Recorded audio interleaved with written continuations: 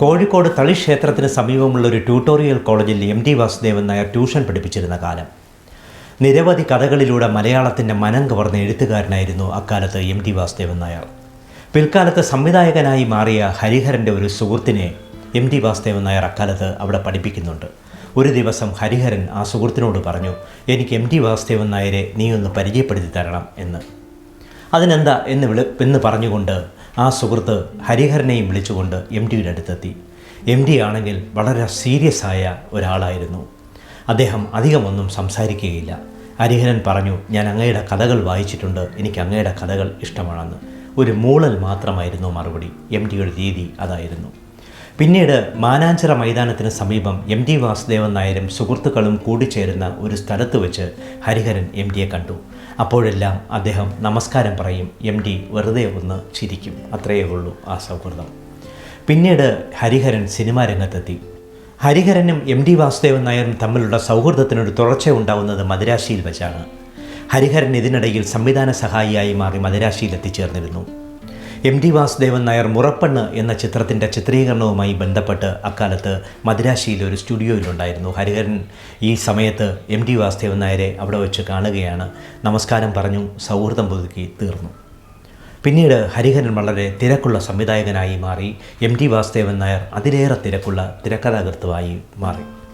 ഇക്കാലത്ത് T ദാമോദരൻ മാഷ് ഹരിഹരനോട് പറഞ്ഞു, MTയുടെ സാന്നിധ്യത്തിൽ നിങ്ങൾ ചേർന്ന് ഒരു സിനിമ എടുക്കണമെന്ന്. അപ്പോൾ കേട്ടു നിന്നവർ ചിരിച്ചു. കാരണം ഹരിഹരൻ MTയുടെ ലൈനിൽ സിനിമ എടുക്കുന്ന ഒരാളല്ല. അദ്ദേഹത്തിന് വളരെ വ്യത്യസ്തമായ ഒരു കമ്മേഴ്ഷ്യൽ പാരമ്പര്യമാണ് ഉണ്ടായിരുന്നത്. ഏതായാലും ആ ചിരി കണ്ടപ്പോൾ ഹരിഹരൻ മനസ്സിൽ കുറിച്ചു, MT വാസുദേവൻ നായരുടെ തിരക്കഥയിൽ തനിക്ക് ഒരു സിനിമ ചെയ്യണമെന്ന്. തിരക്കഥയുടെ രീതിശാസ്ത്രത്തിലേക്ക് എല്ലാ പ്രിയപ്പെട്ട പ്രേക്ഷകർക്കും സ്വാഗതം. ഇക്കുറി നമ്മൾ ചർച്ച ചെയ്യുന്നത് MT വാസുദേവൻ നായർ ഹരിഹരൻ ടീമിൻ്റെ സൂപ്പർ ഹിറ്റ് ചിത്രമായ നഖക്ഷതങ്ങൾ എന്ന സിനിമയുടെ തിരക്കഥയെക്കുറിച്ചാണ്. മലയാളം ഇന്നും മനസ്സിലേറ്റുന്ന ആ സിനിമ, മോനിഷയുടെ വിടപറയിലൂടെ നമ്മളെയെല്ലാം വേദനിപ്പിച്ച ആ സിനിമ, അതിൻ്റെ തിരക്കഥയിലേക്ക് എല്ലാ പ്രേക്ഷകർക്കും ഒരിക്കൽ കൂടി സ്വാഗതം.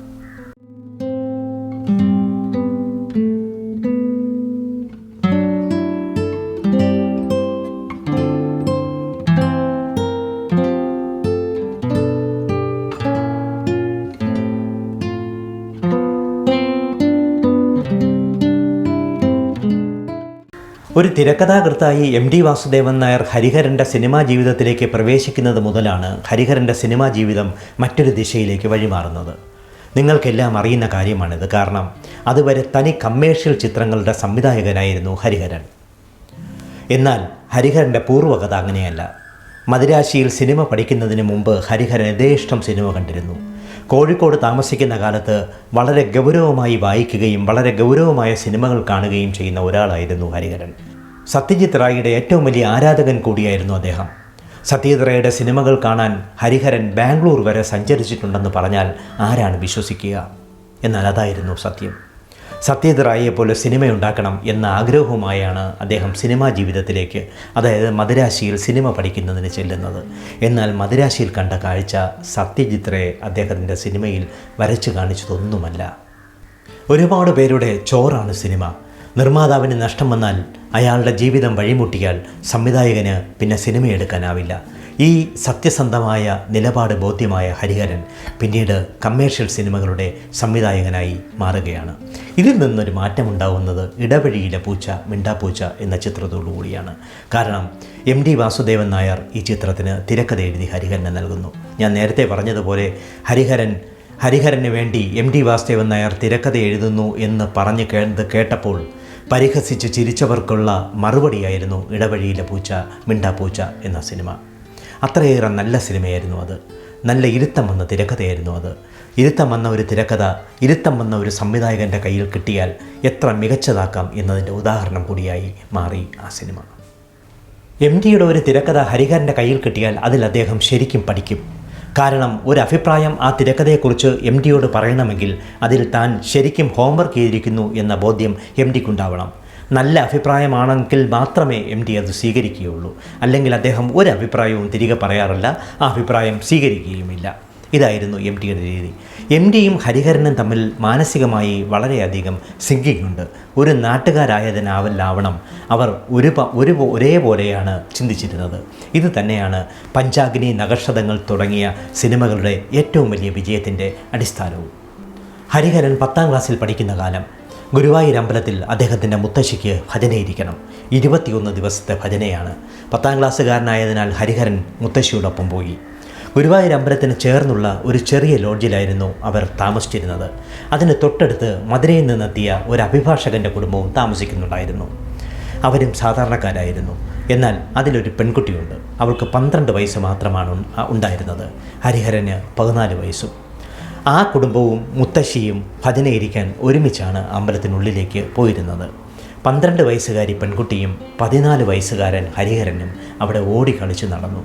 ഗുരുവായൂരപ്പൻ്റെ കുസൃതി കുടുക്കുകളായി അവർ ഗുരുവായൂരപ്പനത്തിന് പുറത്ത് അങ്ങനെ ഓടിക്കളിച്ച് നടക്കുന്നതിനിടയിൽ അറിയാതെ അവരുടെ മനസ്സ് മറ്റൊരു ട്രാക്കിലേക്ക് വഴിമാറിയാൽ എന്ത് സംഭവിക്കും? ഹരിഹരൻ ഒരു ദിവസം MT വാസുദേവൻ നായരോട് പറഞ്ഞ ത്രെഡാണിത്. പഞ്ചാഗ്നി എന്ന സിനിമയുടെ പ്രവർത്തനങ്ങൾ നടക്കുന്ന കാലമായിരുന്നു അത്. പഞ്ചാഗ്നിക്ക് ശേഷം തനിക്കൊരു ചെറിയ ബജറ്റിൽ ഒരു സിനിമ എടുക്കണമെന്ന ആഗ്രഹം ഹരിഹരനുണ്ടായി. അപ്പോഴാണ് MT വാസുദേവൻ നായരെ അദ്ദേഹം കാണുന്നത്. MT വാസുദേവൻ നായർ ഹരിഹരനോട് ത്രെഡുണ്ടോ എന്നൊന്നും ചോദിച്ചില്ല. പകരം തൻ്റെ മനസ്സിലുണ്ടായിരുന്ന ആ പഴയ കഥ, ആ 12 വയസ്സുകാരി പെൺകുട്ടിയുടെ ആ പഴയ കഥ, പിന്നീട് ഹരിഹരൻ ആ കുടുംബത്തെയോ ആ പെൺകുട്ടിയോ കണ്ടിട്ടേ ഉണ്ടായിരുന്നില്ല. ആ പഴയ കഥ MT വാസുദേവൻ നായരോട് പറയുകയാണ്. കഥ കേട്ടപ്പോൾ MT ഒരു മറുപടിയും പറഞ്ഞില്ല. അതായിരുന്നു MTയുടെ ശീലം. പഞ്ചാഗ്നി പൂർത്തിയായി ഏതാനും ദിവസങ്ങൾ കഴിഞ്ഞപ്പോൾ MT വാസുദേവൻ നായർ ഹരിഹരനെ ഫോണിൽ വിളിക്കുന്നു. തനിക്കൊന്ന് കാണണമെന്ന് പറയുന്നു. അപ്പോൾ MT ഹരിഹരനോട് പറയുന്നു, ഇയാളെന്ന് പറഞ്ഞ കഥ ഞാൻ ഡെവലപ്പ് ചെയ്തിട്ടുണ്ട് എന്ന്. സത്യം പറഞ്ഞാൽ ആ പ്രണയ കഥയാണ് പിന്നീട് മലയാളികളുടെ മനസ്സിലേക്ക് ഭാരതപ്പുഴ പോലെ ഒഴുകി വന്നത്. MTയുടെ സ്നിഗ്ധമായ വരികൾ, ഹരിഹരൻ്റെ അതിരസകരമായ വിഷ്വലുകൾ, അങ്ങനെ ബോംബെ രവിയുടെ അതിമനോഹരമായ സംഗീതം. ഇതാണ് MT വാസുദേവൻ നായരുടെ തിരക്കഥയിൽ ഹരിഹരൻ സംവിധാനം ചെയ്ത നഖക്ഷതങ്ങൾ പിറക്കുന്ന നിമിഷമാണിത്. ഒരു ചെറിയ ത്രെഡിൽ നിന്നും MT എത്ര മനോഹരമായ ഒരു തിരക്കഥയാണ്, എത്ര മനോഹരമായ ഒരു കഥയ്ക്കാണ് രൂപം കൊടുത്തതെന്ന് ഓർക്കുമ്പോൾ ഓരോ മലയാളിയുടെയും മനസ്സ് ഇന്നും കാതരമാകും. പ്രായപൂർത്തിയാവാത്ത ഒരു പെൺകുട്ടിയുടെയും ആൺകുട്ടിയുടെയും ജീവിതമാണല്ലോ നഖക്ഷതങ്ങൾ എന്ന സിനിമ. ഇതിൽ ആരെ അഭിനയിപ്പിക്കും? MT വാസുദേവൻ നായർ തന്നെയാണ് ഹരിഹരന് പോംവഴി നിർദ്ദേശിച്ചത്. തൻ്റെ ഭാര്യ സരസ്വതി ടീച്ചറുടെ ശിഷ്യനായ വിനീതിനെ നായകനാക്കാം എന്ന് ഹരിഹരനോട് MT പറയുന്നു. അപ്പോൾ പിന്നെ നായിക എന്ത് ചെയ്യും? ആയിടയ്ക്ക് നടിയും നർത്തകിയുമായ പത്മിനി പ്രിയദർശിനിയുടെ ഒരു ശിഷ്യ കോഴിക്കോട് അരങ്ങേറ്റം കുറിച്ചിരുന്നു. ആ അരങ്ങേറ്റം കാണാൻ സരസ്വതി ടീച്ചർ പോയി. പെൺകുട്ടിയുടെ പേര് മോനിഷ. ബാംഗ്ലൂരിലെ ഒരു കോൺവെൻറ്റിൽ 7ാം ക്ലാസ് വിദ്യാർത്ഥിനിയാണ് മോനിഷ. മോനിഷയുടെ പേര് ഉടനെ തന്നെ സരസ്വതി ടീച്ചർ MT വാസുദേവൻ നായരോട് പറഞ്ഞു. മോനിഷയെയും വിനീതിനെയും നായികയും നായകനുമാക്കാം എന്നങ്ങനെ തീരുമാനിക്കുകയാണ്. മദിരാശിയിലെ പാംഗ്രോ ഹോട്ടലിലാണ് ഇവർ രണ്ടുപേരെയും ഹരിഹരനും MT വാസുദേവൻ നായരും വിളിച്ചു വരുത്തിയത്. ബാംഗ്ലൂരിൽ നിന്ന് മോനിഷയും കോഴിക്കോട് നിന്ന് വിനീതും പാംഗ്രോ ഹോട്ടലിലെത്തി. MT വാസുദേവൻ നായർക്കും ഹരിഹരനും രണ്ടുപേരെയും കണ്ടപ്പോൾ നന്നായി ബോധിച്ചു. പ്രണയ കാമുകനും ആകാൻ, അതായത് കുസൃതിക്കാരായ കാമുകിയും കാമുകനുമാകാൻ പറ്റിയ കഥാപാത്രങ്ങൾ. രണ്ടുപേരോടും അഭിനയിച്ച് കാണിക്കാൻ പറഞ്ഞു. അവർക്ക് അഭിനയമൊന്നുമില്ല, വെറുതെ ചിരിക്കുകയും നന്നായി സംസാരിക്കുകയും ചെയ്യുന്ന 2 പേർ. അഭിനയിപ്പിച്ചില്ലെങ്കിലും കുഴപ്പമില്ല, ഇവരുടെ ജീവിതം മതി, നമുക്ക് ഫ്രെയിമിലാക്കാം എന്ന് ഹരിഹരൻ തീരുമാനിക്കുകയാണ്. മോനിഷയുടെ അമ്മ ശ്രീദേവിക്കും അച്ഛൻ ഉണ്ണിക്കും ഒരു സംശയം. ഒരുപാട് പ്രേമരംഗങ്ങൾ ഈ ചിത്രത്തിലുണ്ടാകുമോ? കാരണം അവൾ 7ാം ക്ലാസ്സിൽ പഠിക്കുകയാണ്. അങ്ങനെ ഉണ്ടാവില്ലെന്ന് MT വാസുദേവൻ നായരും ഹരിഹരനും ഉറപ്പ് കൊടുത്തു. സത്യത്തിൽ മോനിഷയുടെയും വിനീതിൻ്റെയും സലീമയുടെയും ചിത്രമാണ് നഖക്ഷതങ്ങൾ. ഗുരുവായൂരിലും ചെറുതുരുത്തിയിലുമായിരുന്നു ചിത്രീകരണം. ചെറുതുരുത്തി TVയിലാണ് ഇതിൻ്റെ ഷൂട്ടിംഗ് ക്രൂ ക്യാമ്പ് ചെയ്തത്.